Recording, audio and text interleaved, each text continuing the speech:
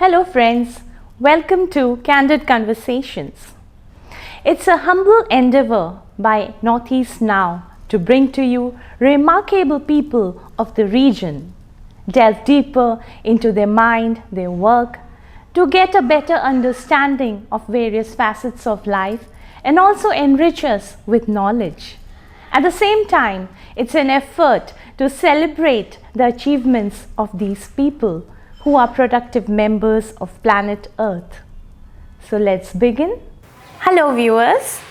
I'm sure you must have gone through that adrenaline rush while watching popular TV series like CID. And you must have also had your spine-chilling moments, when you watch some suspense thriller like rather horror show, or courtroom dramas like Adalat. Today we have with us someone who has always kept his audience at the edge of their seat through his unique storytelling style, and has worked through different genres, giving us wonderful content to enjoy. So let's welcome director, scriptwriter, content creator, Prabal Borua for a candid conversation with us today, and let's dive deep into the mysteries of his creative mind. Hello Prabal. Hello Rashmi, thank you once again. We are glad to have you over. Same here.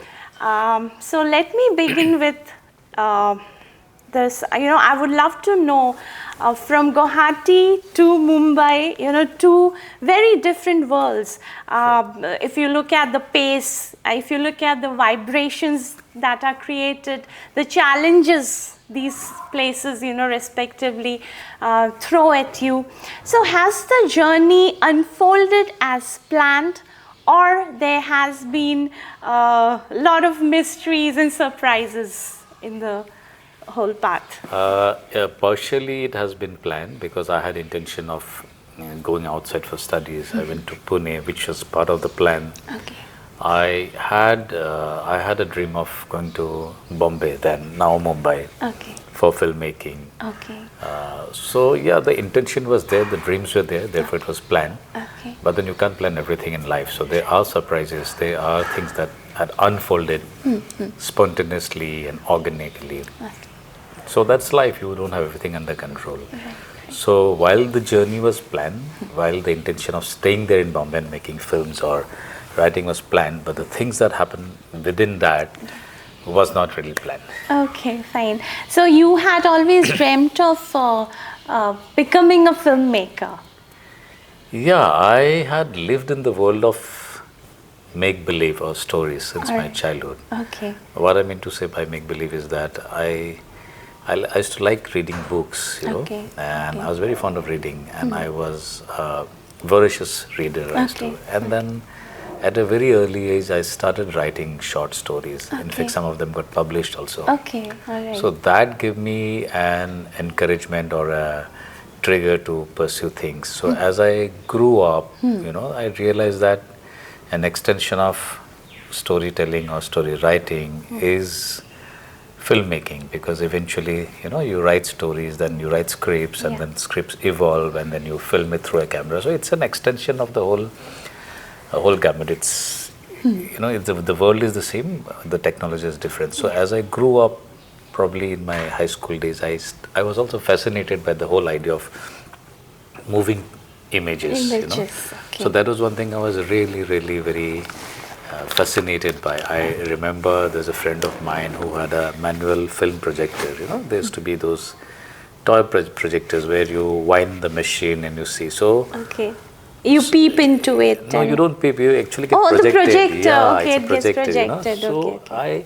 so all these things added to my childhood fascination of motion picture. Okay. So I think the love for writing stories or reading stories and the fascination for moving images all put together took birth of cinema or movies in my mind. Yeah, okay. Wow, that's good. So you chose Pune for your graduation, and No, actually I graduated from Guwahati, Bibura College. Okay. So that's where I did my graduation with a major in English literature. okay.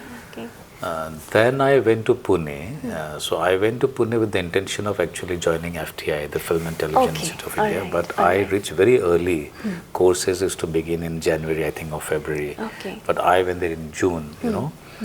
So almost 6 months in advance. Okay. And my graduation was over in Guwahati. Okay. So I didn't want to waste time, you know. And I Okay. thought, why not do something in the meanwhile, in the interim? So I came to know about Symbiosis Institute of Mass Comm. Yeah. So then I joined Symbiosis. Okay. And while I was studying in Symbiosis, you know, because we used to go to Bombay for study tour, we used to be taken to Delhi, Bombay, studios, production Yeah. houses, shoots, you know. Right. So that's how I had a first-hand encounter of the whole world of things, you know. Okay. Then while I passed out, I mean 94, 94, when I passed out, so we had this opportunity. So there was a show called Surbhi many years back. Yes, This is yes. like really, really long. Doordarshan, Back. Doordarshan, yes, yeah. right. So the producer had come as a chief guest and he had given us this offer to join him. Okay. So since everything happened too quickly and I had an opportunity, you know, so therefore I decided to move immediately to Bombay and pursue a career, because getting an opportunity to get a foothold in the industry is not easy, you know. Absolutely. So things happen quite spontaneously and kind of without much of a struggle. Okay. So after passing out, I immediately went to Bombay, and like any other, you know, I started my career as an AD, that is an assistant director. Assistant director. Okay. And yeah, so and so forth. So I started with television shows, I got into corporate film, I did a little bit of advertising. Okay.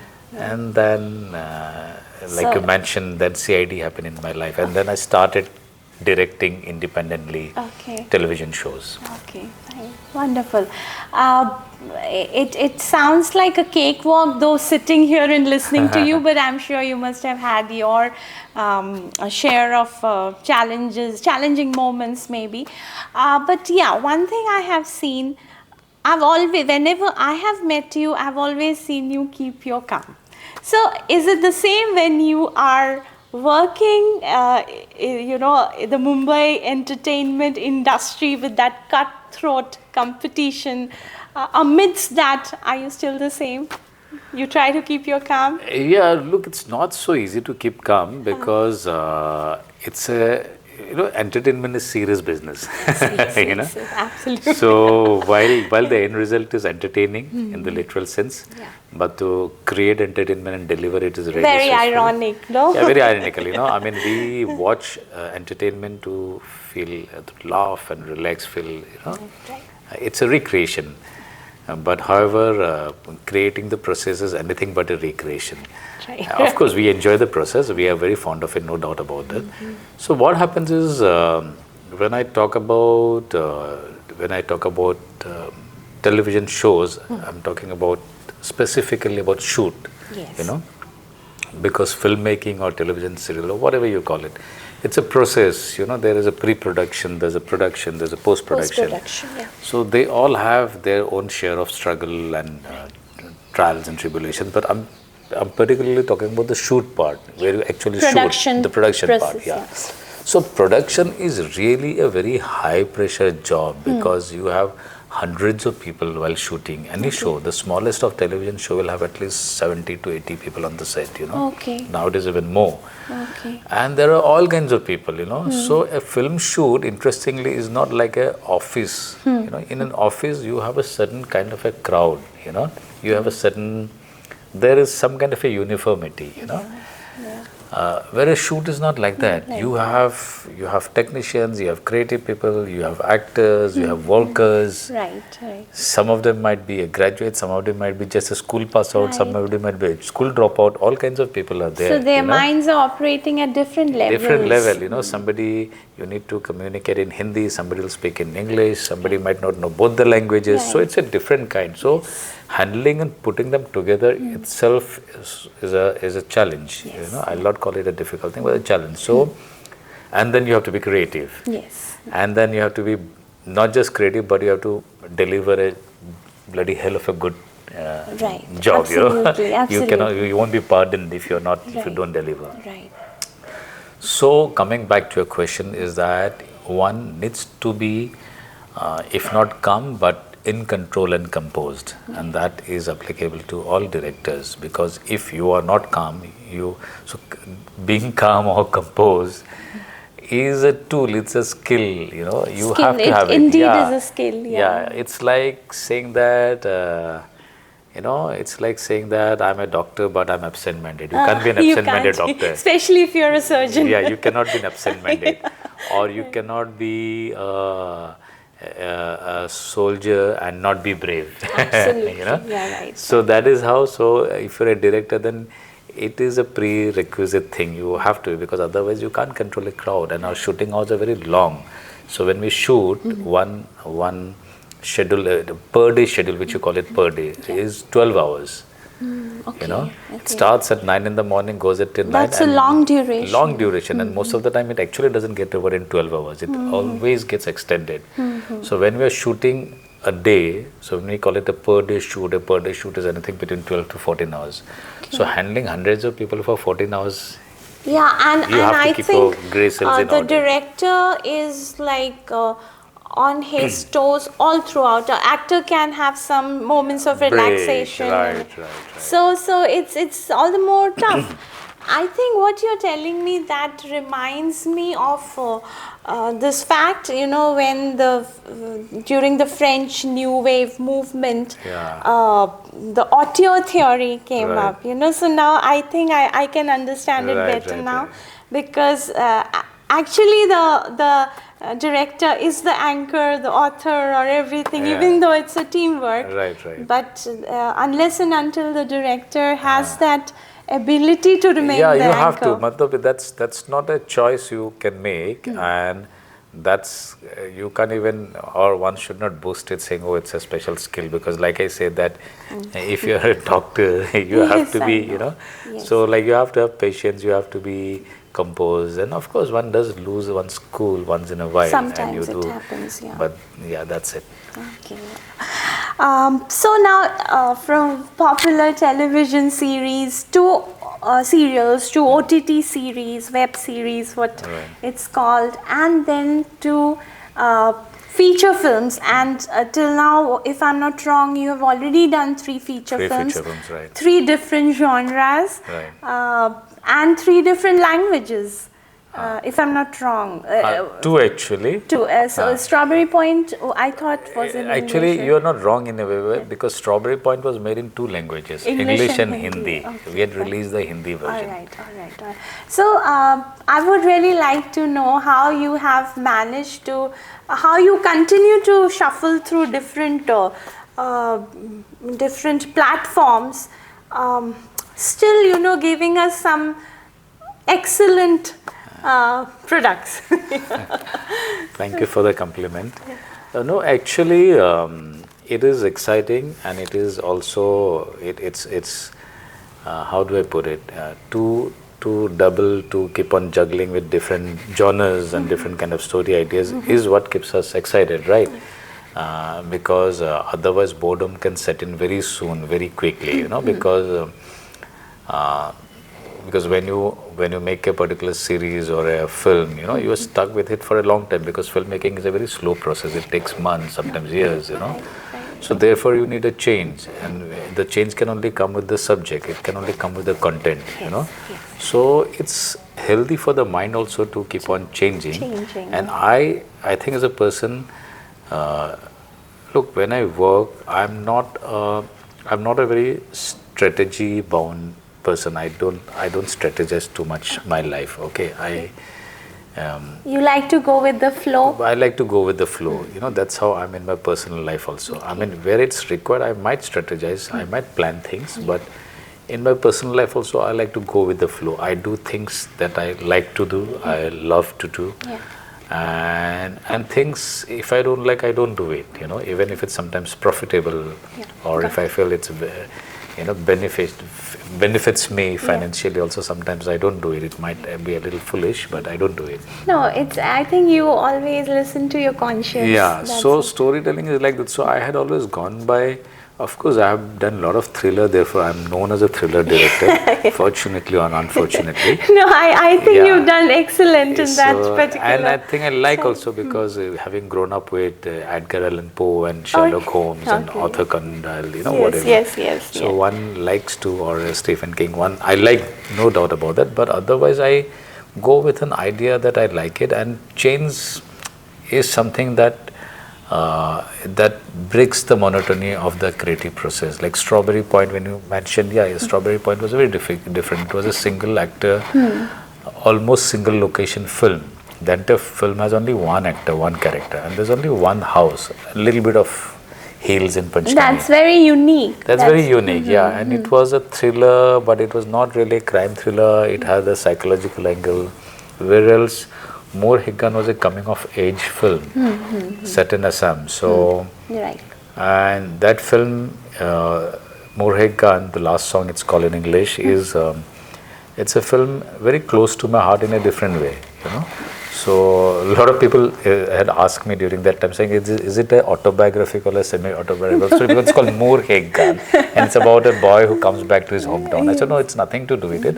Having said so, but it is in a way, because you have seen the film. So the film, while it's a fictitious story of fictitious characters in a fictitious world, but it is a lot about me, because that's how I think, and that's my worldview. Yes, and I think a lot of people who are away from home, away from Assam, in different parts of the world, might have related so well to it. Yeah, so that film is a reflection. Though it's a fiction film, nothing to do with my life, but it is a reflection of who I am, what I think, my worldviews, my idea of right and wrong, good and bad. Yes.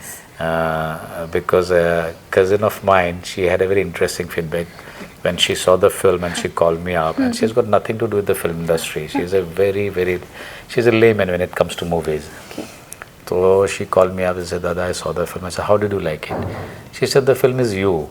Wow. And she comes from somebody who is not really a film literate person. Got it. So, so therefore More Higgan is very close to me. And of course, it was my first film in Assam, Assamese language in Assam. Yeah. Wells Hello Knock Knock Kaun Hai, which is my last film. That is... And unfortunately, it could not release in Assam, because that time no films were being released due to the sad. So otherwise it had a all India release. So that film is completely different. So you have seen More Higgan and Strawberry Pine, and if you see this film, you'll be surprised, because it's a different film. It has got nothing to do with it's very different. It's a quirky suspense drama. Characters are slightly... I've seen the trailers and I was very, very eager. The trailers made me so excited. It's very different. It's a little pulpy story. It's like a pulp novel, So that's a different kind of a story. And in fact, some people were also surprised. I don't know whether they were pleasantly surprised or they were upset about it, because they went expecting that it will be filmed like More Higgan, So I said, but no, it's not. It is not. It's not about any deep philosophy. It's not about any. It's not a so-called meaningful cinema. But however, there are thoughts, because somebody saw the film and gave me an interesting. He said, yeah, you have actually touched about. Because the world is also different, So if you see the film, it's going to come out in one of the OTT platforms. So we do realize that while it is not it's not like my earlier films. It doesn't have any. On the surface, it doesn't look like a deep film or a film with a message. Yeah. Yet it has a message, Yes. So when you see, then you realize, it makes a statement of certain kinds of characters in society. Relationships. Rightly. So it talks about, in a very light-hearted manner, in a very banterish way, it does make a comment on characters. Okay.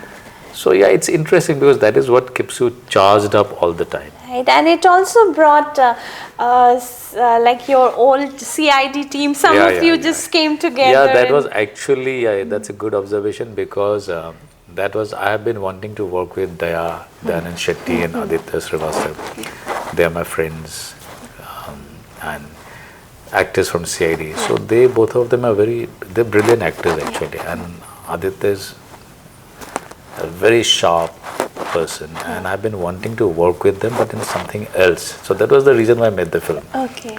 because people have seen them mostly as the CID cops, and Aditya has done many films, dozens of films, but most of this film he has been cast either as a cop or an army officer or a detective, The stereotyping. Stereotype, more or less. I mean, he has done a lot of different kinds of, I mean, he did Black Friday, one of brilliant performances. But I wanted to really try something different with him, I wanted him to do something quirky, something crazy, eccentric guy. Okay. Because I know that he has the potential. With also there, didn't want him to be a serious, strong human cop. So the film was a result of all those fetish and fancies of mine. Okay. But I'm sure the ultimate outcome was something very satisfying. Yeah. What I understand, like you said, people have responded well, and I'm eagerly waiting to watch the Yeah, it'll come, I'll let you know. Yeah, when. sure. And okay, I would love to know, how do you work on the narrative, or how do you shape your characters? Is it do you depend on your observations and your perception of the evolving or ever dynamic expectations of the audiences, as we see changes in moral values in the society? It has, because you've been working for a few years. Right. So just tell us how it. Yeah. To begin with, I'm a very organic writer. Okay, so I write what I like to write and whatever comes naturally to me. More than liking something that comes to me spontaneously, naturally, When you just get a thought, like when we came to this location, I saw the house, I said it's beautiful, it's nice, it reminds me of my childhood house. Remember? Yeah, right. So those are the ideas where a story forms from in my mind. So that is what. I'm not, like I told you a while ago, I'm not a very strategy bound person. I'm not mathematical actually. Yes, got it. So my stories start, therefore my characters are also very organic. So whenever I'm writing a story, I don't think of writing accomplished script or a technically well crafted script. I just write a story. So only when I'm redrafting it and I'm finalizing the copy, that is when I get into technicalities, then that is the stage. Yeah. So I don't think too much about theory and method and what does the books say, textbooks say. I keep my textbooks away. I just write a story the way it shapes in my mind and comes from my heart. I speak from my heart. And then when I'm redrafting and editing the script, that is when I actually get into technicality things. Okay, this scene should not be the opening scene, or this scene is not correct, or the characters is factually. That is when I don't even do research at the stage. I do the research in the second half, So when I'm doing my characters, coming back to what your question is, my characters are always drawn from real life. Yeah. I actually pick up characters, In fact, in all my films, each and every character actually represents somebody who's known to me personally. Almost, because that is where I feel that so whenever I have taken characters from real life or somebody whom I have observed, maybe not known to me, sometimes known to me, I felt these characters appear real and engaging, So Moorhead Gun, all the key characters, they represent somebody whom I know. And I think it worked because when I met people who have seen the film, the first thing they commented, some liked the story, some liked the music, somebody liked the photography, but most people say the characters are very realistic and their language is realistic. They used to say, oh, they sound like people whom I know. The boy next door. So the characters are there, and of course then as you move about, the characters keep on growing, then you do add fictitious element to make the characters interesting. So you play with, you begin with reality and then your imagination. Right. So when you're writing, then you follow the rules of screenplay writing. For example, if I might, let's say for example, I develop a character based on you. Okay, so it will be based on you.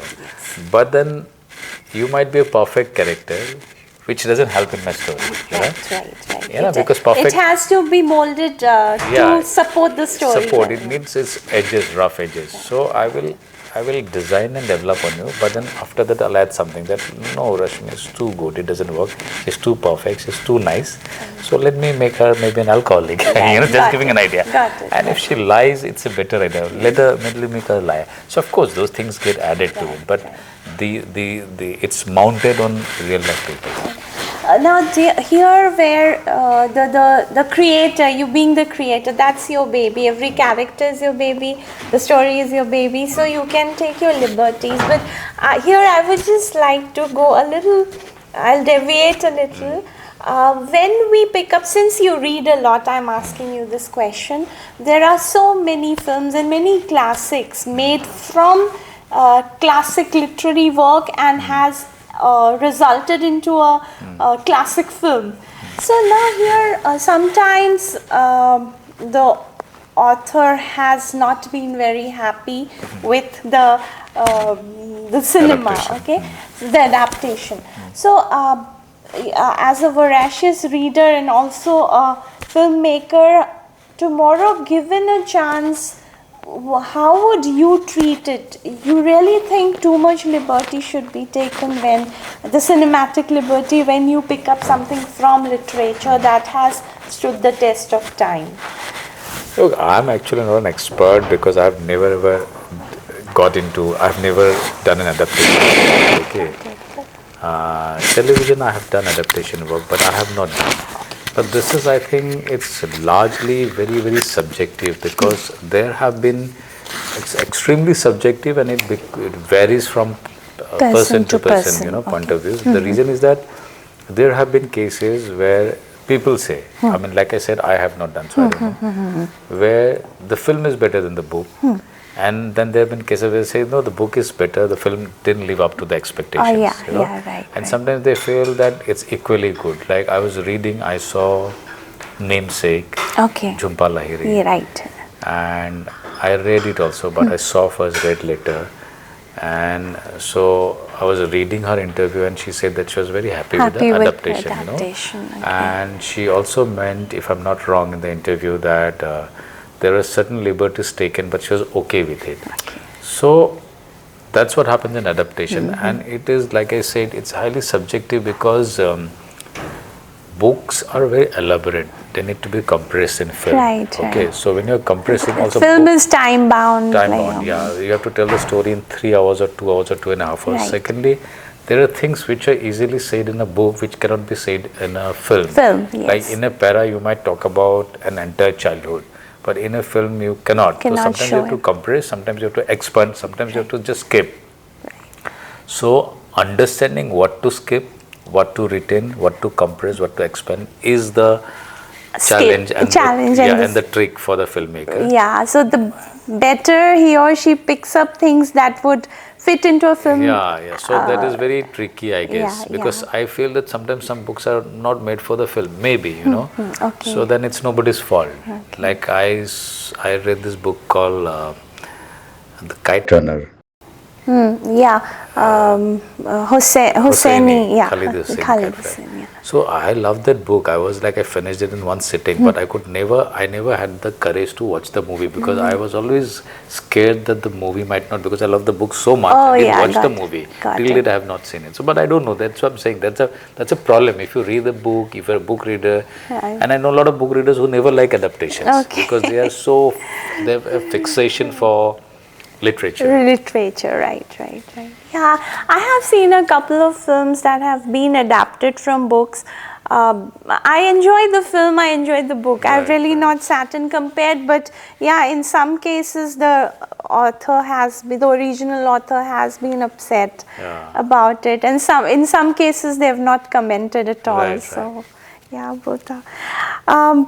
Would you like to give us a teaser for any projects in the pipeline that you wish to accomplish in this part of the country in future? No, I've been meaning to do an Assamese film, another Assamese film rather. Okay, great.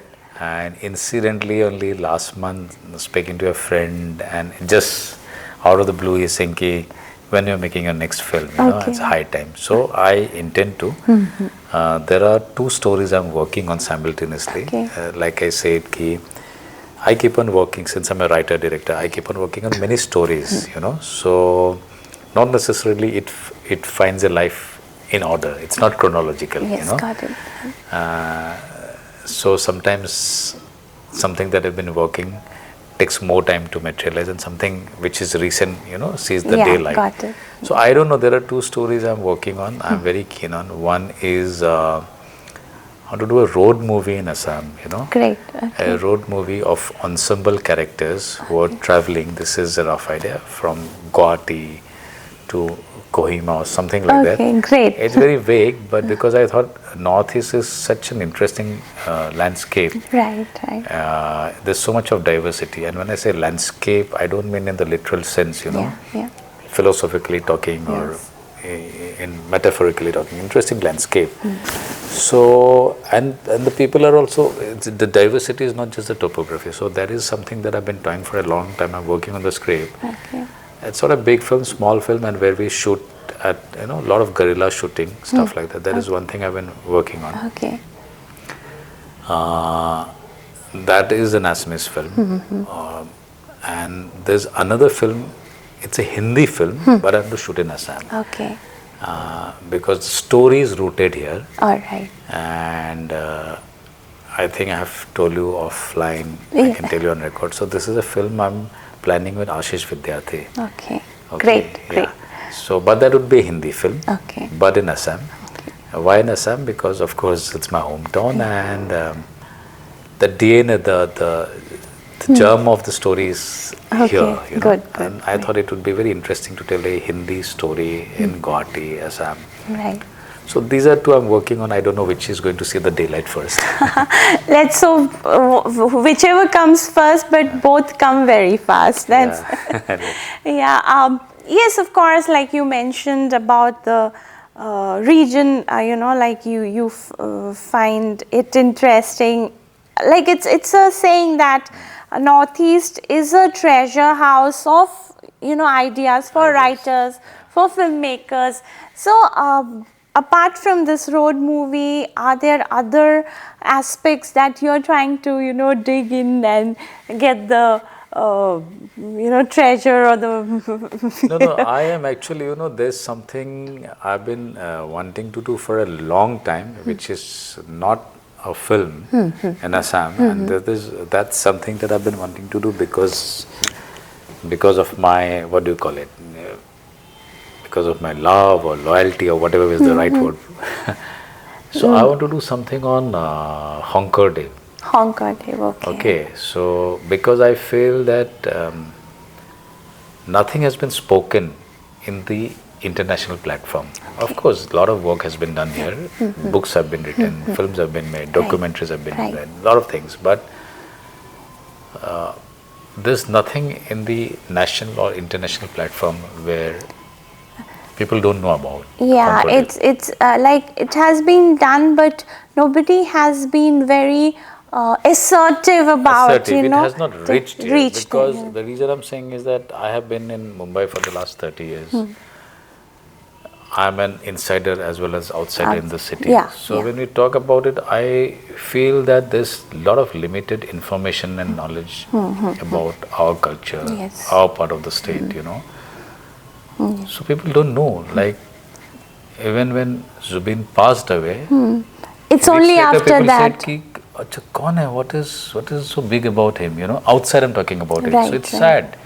People came to know, but it took a whole death for people to know about it. That's so otherwise the stories end with Bhupen Hazarika, Jahnu Barua, you know, people don't know. So many things. They don't know that Assam is beyond tea and petroleum. Absolutely, you know? So I am yet to come across. Now few people have started talking about the Battle of Saraighat or Lachit Barphukan. So Honker, I think the world really should know about it.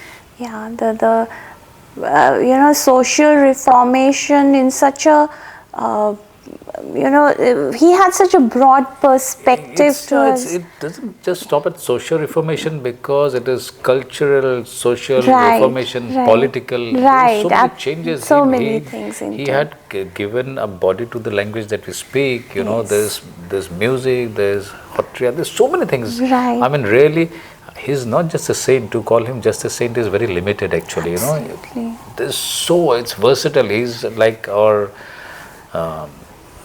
Jati Guru. Absolutely, absolutely. So right. yeah, that's a project I would love to do, but yeah, I'm looking out for somebody, because it needs to be funded. You need to be somebody to back up. It's not like a small thing. Because it's going to be a huge project. It's going to be a huge project. So that's something I would like. Wow, great. So I really pray that it happens, it materializes well. There's one more thing I would like to mention, since you asked me, so maybe this is the right opportunity to talk about it. I am keen on I have in fact started doing the research also on the tea garden laborers. Okay. The history. Not the story of tea. Everybody knows the story of tea. Everybody knows the story of tea garden. But about them, how the Britishers had actually brought sourced them in here. and mobilized and brought them in, and how the whole bonded laborer thing started, and how they amalgamated and they created their own community and their language and their dance. Yes. So it's a very interesting interesting, and I think it's really necessary. It's necessary because you know what, I feel that it is nothing smaller than the African slavery story. Absolutely. It runs parallel. Absolutely. It's just that it's not talking about our country or part of the country is not it's not a fascinating thing. People don't talk about it. People talk about the slavery of Africa, but they don't talk about it because they were bonded laborers. Right. And they have contributed, they have gone through immense sacrifice of various kinds, and they have contributed to one of the leading industries in the world. Tea is something that is, And look at the struggles, hardship, or exploitation that they'd gone through at that time. Their identity had been erased. Right. So there were tribes which had come from different parts of India, Orissa, Telangana, wherever, different parts of Bihar, Jharkhand, right? So they have a new identity. They have lost their identity. They have lost their language, and let alone so many other things. I mean, add to it exploitation, which is so that is a story waiting to be told in the international platform. Right. Wow, great. You are, I think I'm very excited. You have such wonderful plans, and let's just keep praying that one after the other you are able to successfully present them to the world. Yes, now this thing we have never talked about it, but I would really like to know where does your family stand? How are they complementing you in this whole process of storytelling? Because I'm sure you need strong support to be able to do what you are doing. Very much. Yeah. So I would like to know. Yes. Very big role. So to start with, my father. So we don't have any filmmakers in our family, right? Yes. So he's a 9-to-5 job goer. Had a secured life, stayed in Guwahati, had a very sorted life, gets salary first of every month. So somebody like my father to understand and accept and let me go and pursue filmmaking, I thought was big, Yes. And look at him, he belongs to a different generation. He's somebody who was born in, I think, 1938 or 39, around that period. Right. The reason I'm saying that he's from that, he comes from a small village. For him to understand what my dreams and let me and back me up with money and then say go and pursue, it requires a lot. Right, because they go by conventional ideas. And they're scared to they're scared to break certain social norms. And I come from a typical middle class family. It's not like I have immense of wealth where you can say the father can say, "Okay, go and pursue. There's money to look up." There's nothing. So it was a dive into deep water for me, and he was aware of it, and then still without, I mean, I didn't have to struggle and fight. It's not like I had spent days convincing. I didn't have to convince him, you know. So that support was there.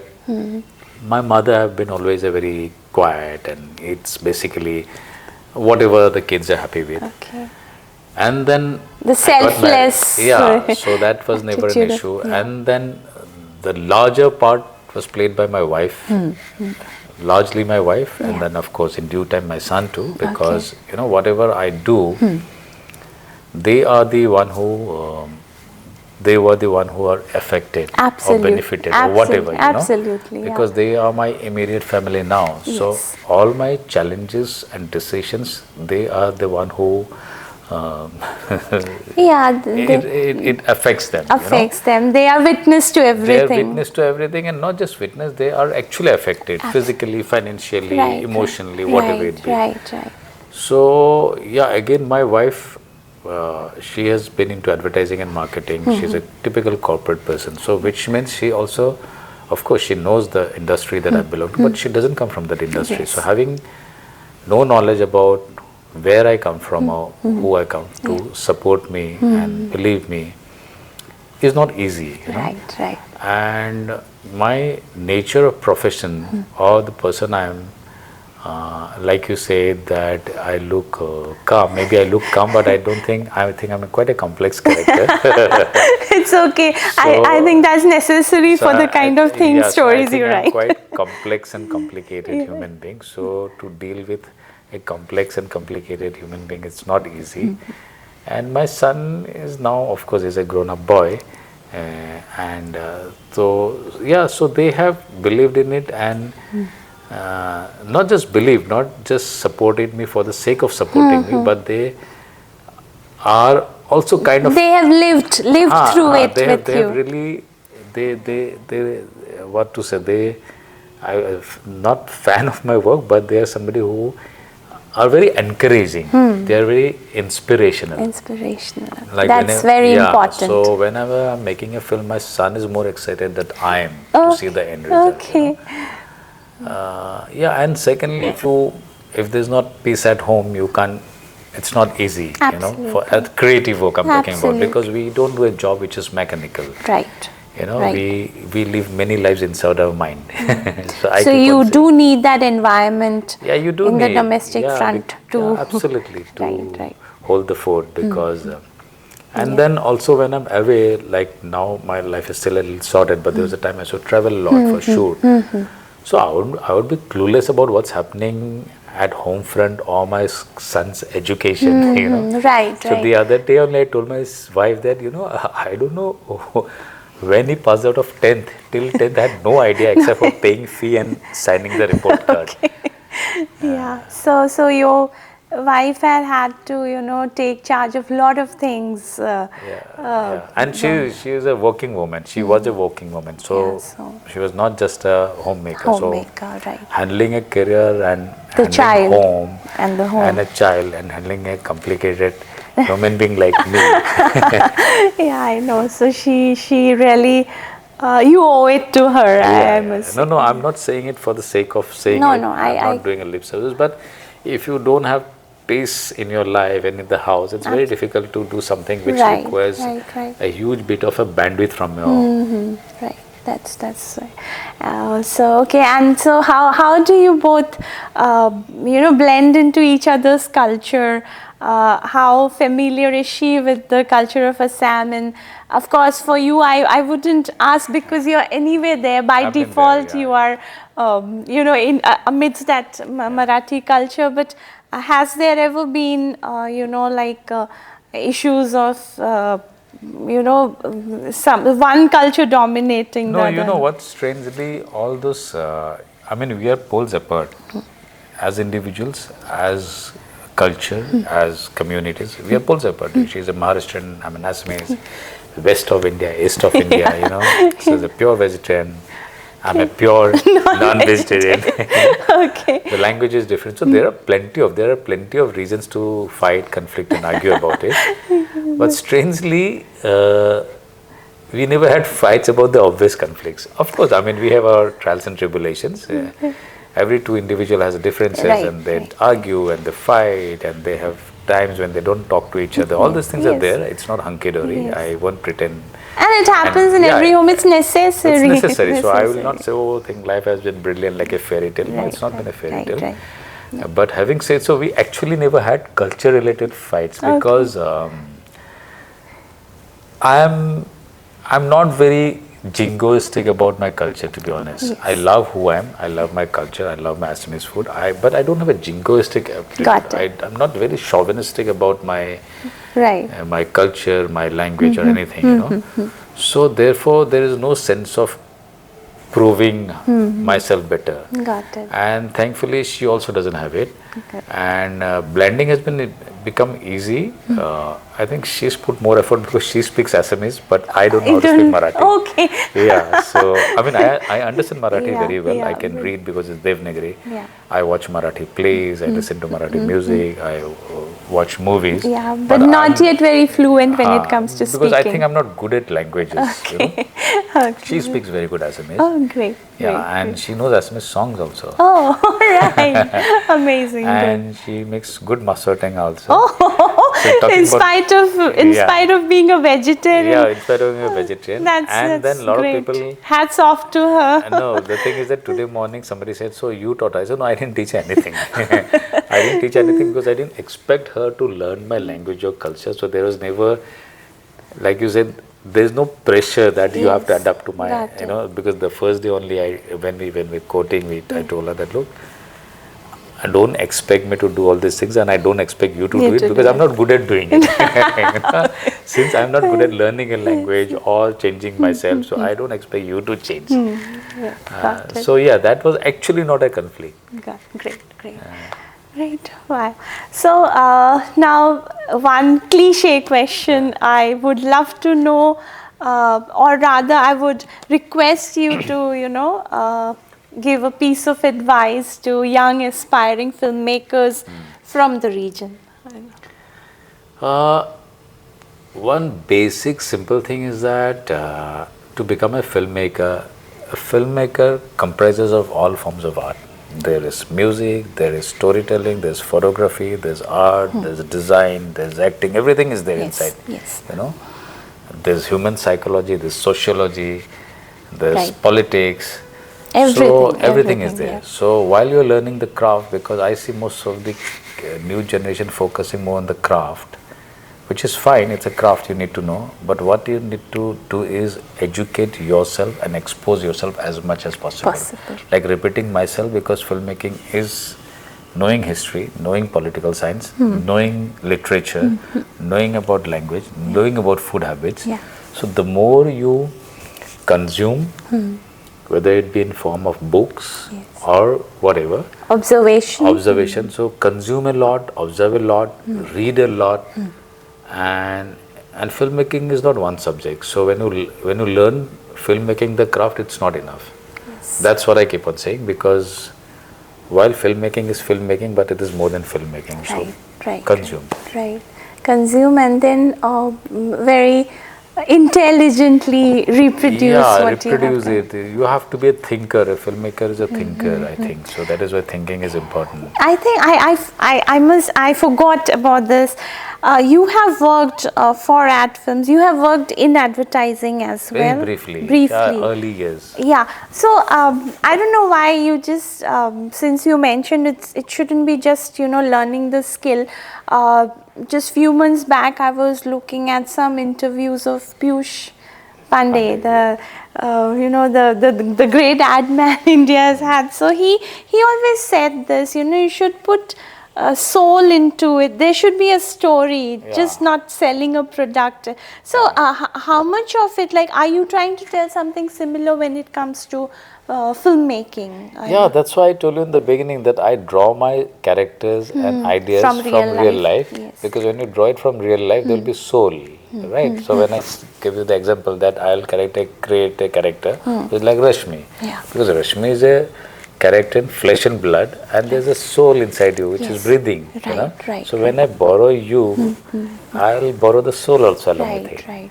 So to have a soul, yeah, rightfully, but the only way to give a soul to a story or a character is when you do not artificially create it.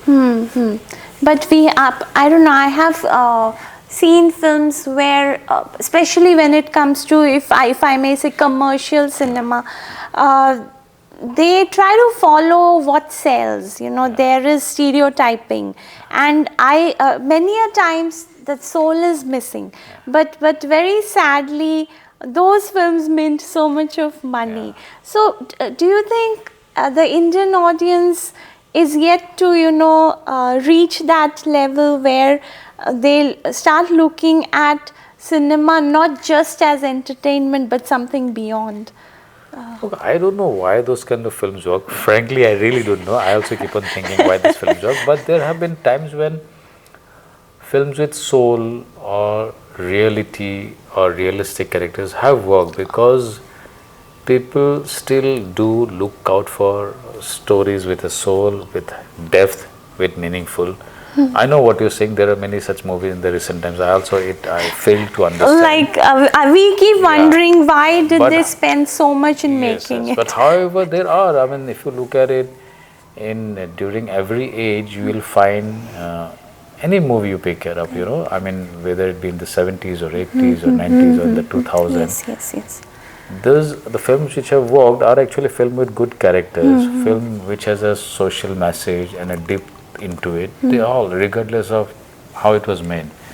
So it's very true to what you're saying. So that audience hasn't disappeared. But the audience is still there. Even in television shows and web series, it's shows with strong characters work, shows with values work. It's so audience is there. They have not disappeared. But then, there are films which are still working. So that I also don't know. It baffles me. Okay. All right. So, I think, though I would really love to go on and on, but there has to be a point where we need to stop, at least for today. So, I would like to conclude with one question. If writing and filmmaking is something that is kept out of the platter presented to you, what else would you you might have chosen if you were not a filmmaker or a scriptwriter? I don't know really, actually, because probably that is what has been keeping me go on relentlessly and fiercely, because so somebody, again, a conversation recently I had, somebody was talking about, my career and profession. I said, look, I think I'm in the film business, not because I'm good at it, but I don't know what else can I do besides this. So I'm actually good for nothing but this. No. So, but because I don't remember as a child wanting to become like, anything else. Anything. I remember when you were growing up years, very often you come at this question saying, people asking you that, what do you want to be when you grow up? This is a very typical question when you are reaching high school. There's a huge pressure of saying what do you want to become or what do you want to study. So I don't remember saying that I want to become a doctor or an engineer or a lawyer. I really don't remember. Not that I knew wanted to get into films. I don't remember. So I really don't know. Maybe I like traveling, so maybe I would have done something to do with travel. Maybe, now that you're asking me, it's a very important question. What if the shop doesn't run forever? What do I do? No, I really didn't mean that when I asked. So I might do something with traveling, because traveling is something I like. I like photography, so maybe I will do something to do with photography. But as a profession, I really don't know what I would be doing. No, but I think you are at the right place, because we are getting something that is very, we are very satisfied with whatever you are providing to us. So I think you should just continue here, but it was just, for fun I asked that. Yeah, because it's an interesting question. Like that person who asked me, it made me think. I said, no, you're wrong. I don't think I'm there in this profession or doing okay or decently, because I don't know what else to do. That's a very humble way of putting it. And once again, thank you so much for joining us for this candid conversation. It's really a joy talking to you all. Thank you so much. And we hope to have you over again maybe later after a few more projects in the Northeast. Best wishes for your podcast series. Thank you. Thank you so much. Thanks.